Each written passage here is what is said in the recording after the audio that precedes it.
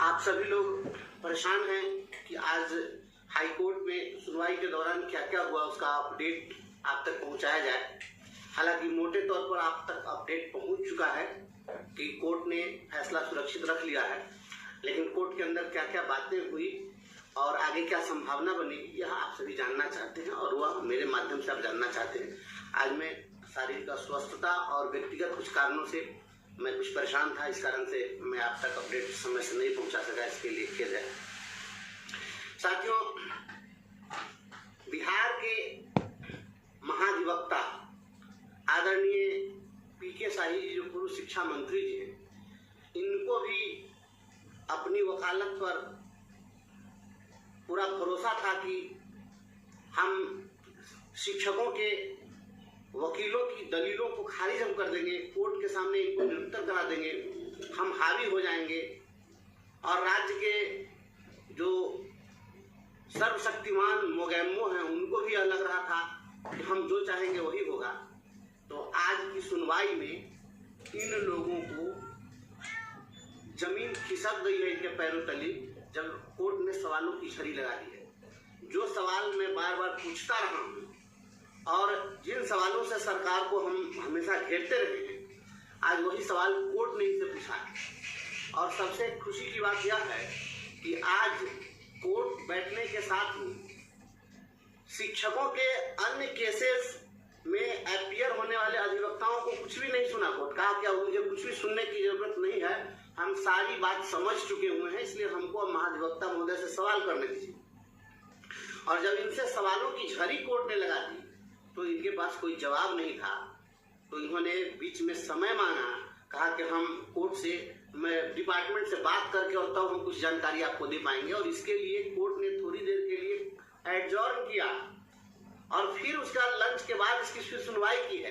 कहा कि आप पूछ लीजिए अपने आला कमान से कि उनका स्टैंड क्या है और तब आप उनको बताइए। तो फिर उनको लंच के बाद आकर के बताना पड़ा है, फिर उनके पास कोई जवाब नहीं था। सबसे अहम सवाल था कि क्या एक ही स्कूल में एक विद्यालय अध्यापक, एक 94 बैच का टीचर, एक 99 बैच का टीचर, एक नियोजित शिक्षक और एक विशिष्ट शिक्षक, ये कितने तरह का शिक्षक रहेगा? ये सवाल कोर्ट ने पीके शाही से जब किया तो इनके पास में कोई जवाब नहीं था कि स्कूल एक ही है और कितने तरह के शिक्षक रहेंगे और ये क्या इसका मकसद क्या है, कोई जवाब नहीं था इनके पास में। और ये जब इस बात पर आ गए कि नहीं हम इनको हटाएंगे नहीं, परीक्षा देना है तो दें, परीक्षा नहीं देना है नहीं दें, इनकी मर्जी है, तो कोर्ट ने पूछा कि आखिर ये भी कैसे चल सकता है कि आप परीक्षा लीजिए और उसको विशिष्ट शिक्षक भी बनाते रहिए और जो परीक्षा नहीं दें वो भी कंटिन्यू करते रहें। ये पैरेलल व्यवस्था, ये समानांतर व्यवस्था, ये सिमुल्टेनियस व्यवस्था, ये एक साथ कैसे चल सकती है? इसका भी कोई ठोस जवाब उनके पास नहीं है। कोर्ट ने पूछा, जो मैं बहुत पहले से मैं उठाता रहा हूं इस बात को कि आप प्रोन्नति नहीं देना चाहते। प्रोन्नति का मकसद क्या होता है? प्रोन्नति जो है किसी की सेवा में जड़ता को खत्म करने के लिए प्रोन्नति दी जाती है। कोर्ट ने पूछा है कि आप बताइए कि कोई 20 साल से काम कर रहा है और आप उसको प्रमोशन नहीं दे रहे हैं और अब आप विशिष्ट शिक्षक निवासी लाके उसके प्रमोशनल लेवल को खत्म कर रहे हैं, तो यह तो उसकी सेवा में एक स्टेगनेंसी आ जाएगी, एक स्थिरता, एक जड़ता की स्थिति आ जाएगी। कोई जवाब इनके पास में नहीं था। उसके बाद में कहा कि आप इनको बताइए कि जहां पर ये हैं, जब वहीं पर रिक्ति है तो फिर इनको आप दूसरे जगह क्यों भेजना चाहते हैं? कोई जवाब नहीं। परीक्षा देना है तो दे, नहीं देना है तो रहे। अरे ये कौन सा जवाब है? तो जो सवाल हम लोग पहले से पूछते रहे हैं, ये भी स्पष्ट नहीं कर सके हैं कि ये जो विशिष्ट शिक्षक की जो परीक्षा हो रही है ये फ्रेश बहाली है या प्रमोशनल है, या कुछ भी नहीं बता सके। तो कोर्ट ने बहुत गंभीरता से सारी बातों को ले लिया है और अपना फैसला सुरक्षित रख लिया है।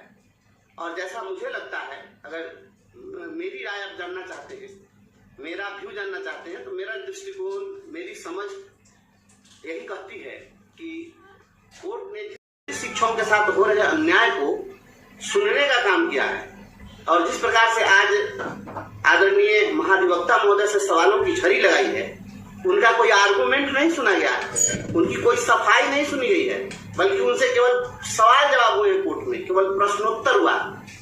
और कोर्ट ने जब प्रश्न किया, जिन सवालों को हम उठाते हैं वही सवाल अब कोर्ट ने उठा दिया है, तो अब इनके पास कोई जवाब नहीं है। अदालत को फैसला देना है।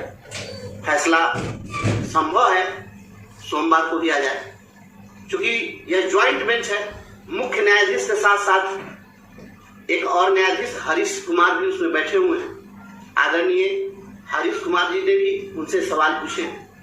तो दोनों जजों में निश्चित रूप से मत एकता है, दोनों सहमत है इस बात से कि नियोजित शिक्षकों के साथ अन्याय हो रहा है और डिपार्टमेंट मनमानी कर रही है, और ये शिक्षा को बर्बाद करने के लिए और शिक्षकों को परेशान करने के लिए सब किया जा रहा है।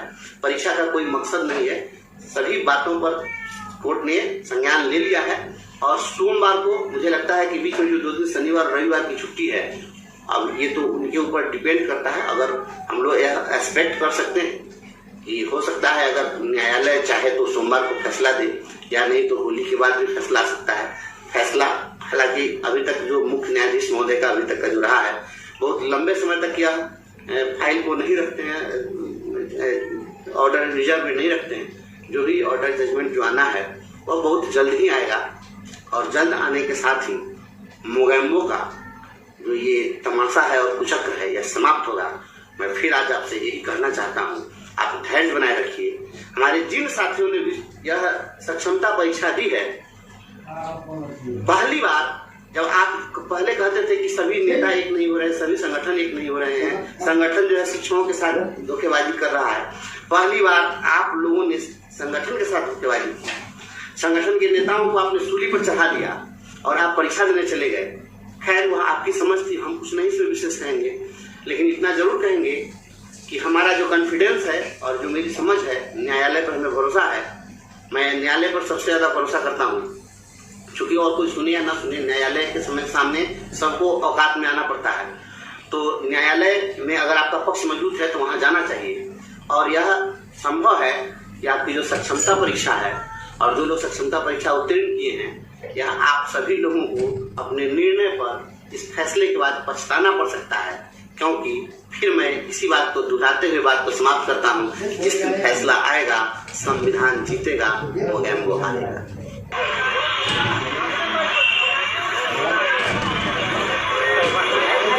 के लिए संघर्ष कर रहे थे, और माननीय हाईकोर्ट पटना में भी हम लोगों ने एक साथ संघर्ष करने का काम किया। अभी 10 मिनट पहले माननीय हाईकोर्ट पटना में नियोजित शिक्षकों की तरफ से जो सुनवाई चल रही थी, बिना शर्त राज्यकर्मी का दर्जा, ऐच्छिक का स्थानांतरण, प्रमोशन आदि का, वो सब सुनवाई पूरी हो गई है। हम बिहार के शिक्षकों की तरफ से माननीय सर्वोच्च न्यायालय नई दिल्ली के अधिवक्ता, वरिष्ठ अधिवक्ता श्री DS नायडू साहब, जो पूर्व जज भी थे, उन्होंने अपना पक्ष कल बहुत ही मजबूती से रखा है। अभी के जो माननीय चीफ जस्टिस हैं, आप सब लोग जान लीजिए, जितने भी नियोजित शिक्षक भाई बहन है, वह सिर्फ लॉ पर, रूल पे जो बातें रखी जाती है उसको गंभीरता से सुनते हैं। तो हम लोगों का जो प्रयास था कि बिल्कुल हमारी मांग कैसे लॉ के तहत जायज है, उसी तरह से अपने माननीय सर्वोच्च न्यायालय के अधिवक्ता नायडू साहब के द्वारा रखवाने का हम लोगों ने काम किया है। बहुत अच्छे से आपकी बातों को उन्होंने रख दिया है। अब जो हम लोगों का था कि इस तरह से राज्यकर्मी का दर्जा देने के लिए हम लोगों को प्रताड़ित करना, बिना वजह का कड़ा नियम लादना, और हम लोगों को सिर्फ अपमानित करने की मंशा से जो यह नियमावली का निर्माण किया गया था, और जहां तहां हम लोगों को स्थानांतरण करके, जिसको स्थानांतरण हमारे भाई बहन को जरूरी था, हम लोग कह रहे थे उनको दीजिए ऐच्छिक स्थानांतरण, लेकिन सारे लोगों का जीवन तबाह करने की दृष्टि से जो यह नियमावली बना करके स्थानांतरण करना का, जो बेघर करने का जो प्रयास किया जा रहा था, उसको न्यायालय में चुनौती दी गई थी। आप तमाम लोग जान रहे हैं कि आज सुनवाई जब पूरी हुई है तो अभी माननीय मुख्य न्यायाधीश ने ऑर्डर को रिजर्व रख लिया है। आप लोगों के तरफ से जितना भी बढ़िया से तर्क रखा जाना था वो रख दिया गया है। ऑर्डर फिलहाल रिजर्व कर लिए हैं, अब ऑर्डर आने दीजिए, उसके बाद फिर हम लोग मिलेंगे, बात करेंगे। ऑर्डर में हमको न्याय मिलेगा।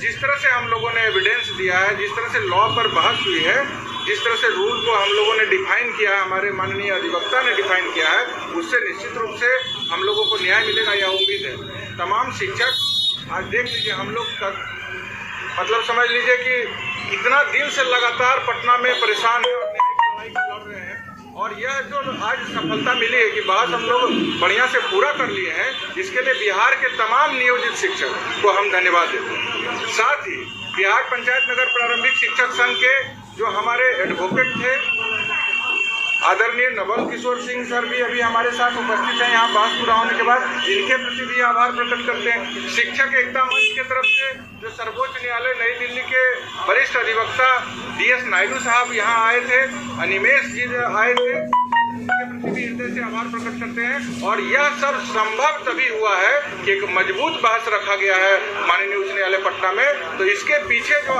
आप जैसे लाखों नियोजित शिक्षक खड़े थे, जिन्होंने 2 घंटे में लाखों रुपए का सहयोग किया ताकि हम लोगों ने सर्वोच्च न्यायालय से अधिवक्ता को भी बुला सके और यहाँ पे एक बढ़िया बहस पूरा कर सके आप लोग के पक्ष में। तो तमाम नियोजित शिक्षक को आनंद कौशल कोटि कोटि प्रणाम करता है।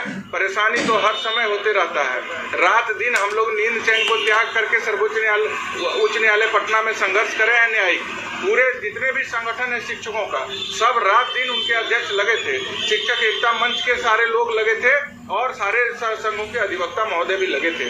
तमाम लोग को हम धन्यवाद देते हैं। आप लोग इतना जरूर रखिए, सारे राइट साइड में शेयर का बटन है, शेयर कर दीजिए। पूरे बिहार के शिक्षक जानना चाह रहे हैं कि जो 2 दिन से लगातार हम लोगों की सुनवाई बहस जो चल रही थी उसमें क्या हुआ है। तो सब लोग को यह जानकारी आनंद कौशल अभी दे रहा है और हमारे साथ हमारे अधिवक्ता भी हैं और जो अभी हमारे साथ कोर्ट रूम से आए हैं। और सरकार के द्वारा आज जो एक बड़ा प्रयास किया जाना था कि माननीय हाईकोर्ट पटना के मुख्य न्यायाधीश जी को गुमराह किया जाए, उसमें वह सफल नहीं हो सके। जितना भी सवाल माननीय तो दोस्तों आप लोगों ने स्पष्ट रूप से सुना, यहाँ पे ब्रिजवासी जी ने स्पष्ट रूप से सारी बातें कही। उन्होंने स्पष्ट रूप से कहा कि धैर्य बना के रखें। नियोजित शिक्षक जिन्होंने भी सक्षमता परीक्षा दी है उनके लिए कहा कि भाई आप सावधान रहें, आगे से ऐसी गलती ना करें, सक्षमता 2 में किसी प्रकार से भाग ना लें। तो बड़ी अपडेट है, पल पल की खबर के लिए चैनल के माध्यम से जुड़े रहिए दोस्तों। इस वीडियो में इतने, धन्यवाद, जय हिंद।